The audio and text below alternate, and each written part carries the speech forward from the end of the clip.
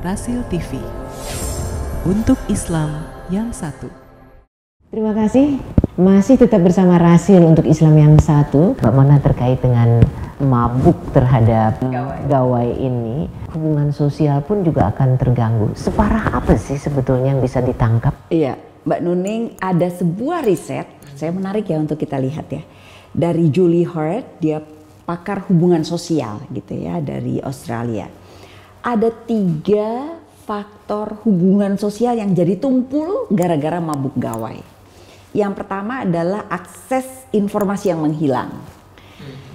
Kemampuan mendengar, membuka diri akan informasi pada lawan bicara udah hilang. Jadi kan tadinya kan kita nih be there, be present gitu ya, di depan orang nih ada informasi, kita dengerin, kita perhatikan. Ini hilang. Kedua, respon juga hilang. Jadi usaha untuk memahami apa yang disampaikan dan mengerti yang dimaksudkan itu kan udah nggak ada tadi. Kan dia nggak ngerti, jadi nggak bisa ngerespon dong. Ya kan? Memahami, merespon. Ketiga, keterlibatannya terbatas. Jadi ketika yang tadi yang ngerti terus merespon, sehingga untuk info laginya itu terbatas gitu. Jadi mau kan kita ini jauh-jauh tadi ya, mudik tadi. Mendekati yang jauh, begitu malah mendekatkan yang jauh lagi. Keterlibatannya terbatas kan, maunya terlibat nih gitu ya. Keterlibatannya jadi terbatas lagi. Gara-gara tuh si mabuk gawai. Jadi jangan mabuk gawai gitu Mbak Nuning. Bagaimana caranya? Katanya kalau nggak ikut arus nanti hancur. Kalau ikut arus malah hancur kalau yang ini ya. Dampaknya dulu Mbak Nuning kita lihat ya. Dampaknya itu menjauhkan lawan bicara dengan sengaja. Bayangin coba. Kan kita kadang-kadang melakukan sesuatu kesalahan tidak sengaja. Ini sengaja nih gitu. Kalau oke lah sesekali, 2 kali kita masih bisa, bolehlah gitu ya. Tapi ini sibuk sendiri dan tergulung dan sibuk dengan sesuatu yang seru, padahal jauh-jauh nih datang kumpul keluarga gitu. Ini spesifik nih untuk Lebaran yang udah deket nih gitu ya. Ini perlu menjadi perhatian dan seterusnya tentu saja dalam kehidupan sehari-hari.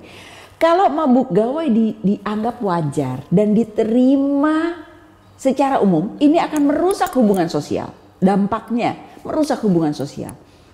Dan juga komunikasi antar pribadinya itu udah tidak penting, gak ada maknanya.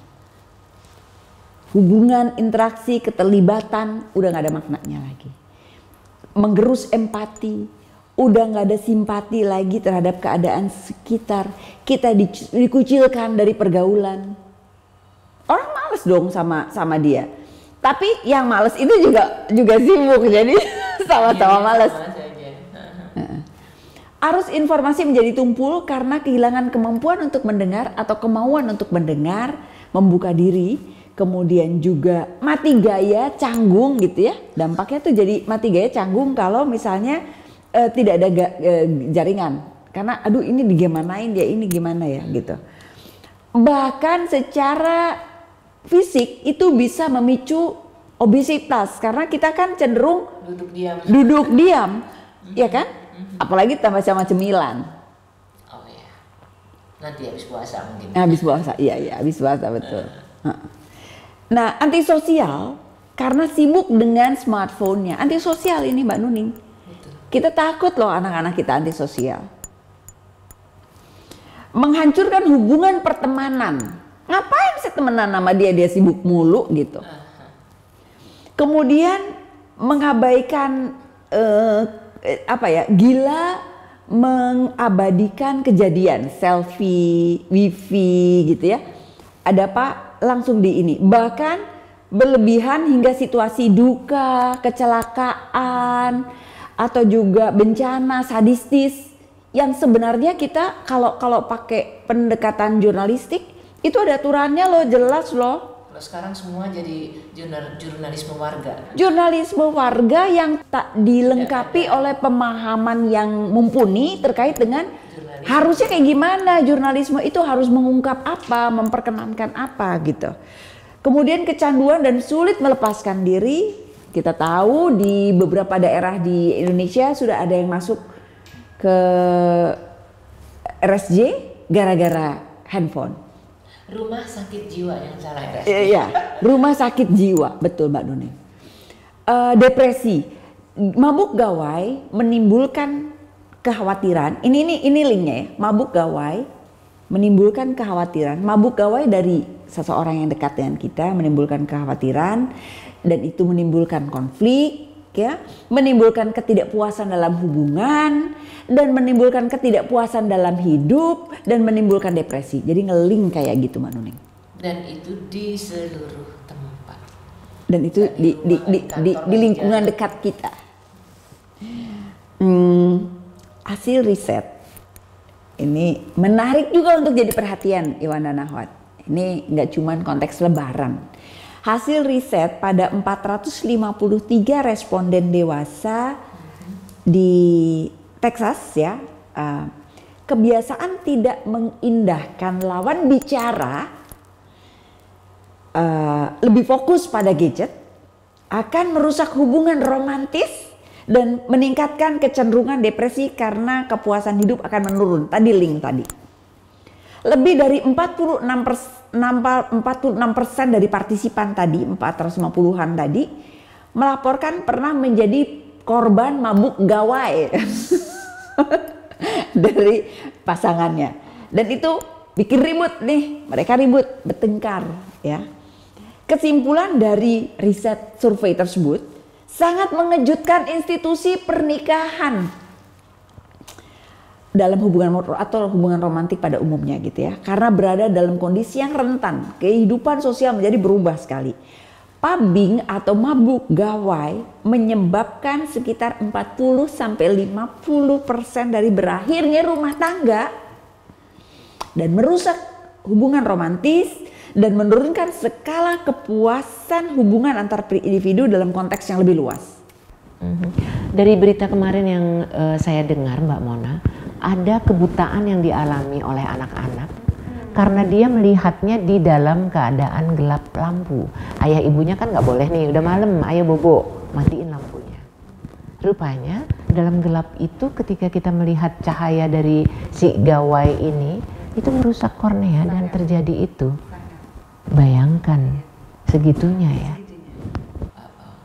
Mari kita lihat ya, berapa banyak anak. Coba deh cek deh anaknya sendiri. Include my son soalnya ini Mbak Nuning. Tiba-tiba ujuk-ujuk anak saya kacamatanya tiba-tiba harus pakai kacamata dan udah tebal. Mendadak itu ya? Mendadak. Nggak pakai bertahap. Dan itu tidak hanya sendiri, banyak teman-teman saya mengatakan begitu. Hal yang sama. Makin segera menyadari, jadi mengingatkannya itu ini harus bersama-sama gitu loh. Ini sesuatu yang kayak di depan mata ada permen gitu ya, atau ada es krim gitu ya, kan enak banget nih. Jadi kita ingin banget nih nyobain es krim sama permennya nih gitu. Jadi bayangkan gimana ya caranya ya sekeluarga besar ini semuanya nih ada es krimnya yang begitu enak nih gitu. Gimana caranya kita sama-sama menyadarkan bahwa bijaklah makan es krim ini gitu, bijaklah menggunakan gawai ini gitu. Karena ini si es krimnya nggak bisa dibuang, masa gawainya dibuang? Yang bisa adalah menahan diri untuk tidak menjadikan kita di bawah kendali dia. Exactly. Kita di bawah kendali gadget. Tapi nggak ngaku tuh, enggak kok. Tapi faktanya kalau mau jujur, ayo deh 12 jam kita hitung berapa menit kita tinggalin dia. Iya, karena memang kita banyak sekali kegiatan yang dihubungkan dengan itu. Emang tidak bisa. Tapi kita harus cerdas, cermat, bijak dalam memilah dan memilih waktu yang tepat untuk mengkonsumsinya gitu. ini lagi ngapain nih? Lagi berinteraksi sama manusia. Ya udah ditaruh dulu gitu. Lebih menjalinkan hubungan interaksi antar pribadi itu yang begitu mahal begitu. Konsumsi waktu udah jauh-jauh gitu. Rumah tangga yang tergerus dengan adanya teknologi. Jadi bukan karena ada masalah eksternal lainnya gitu. Justru rusak hanya karena hadirnya itu. Karena hadirnya, jadi kayak ada orang ketiga, orang ketiganya itu, benda ketiga, tapi orang juga gitu. Jadi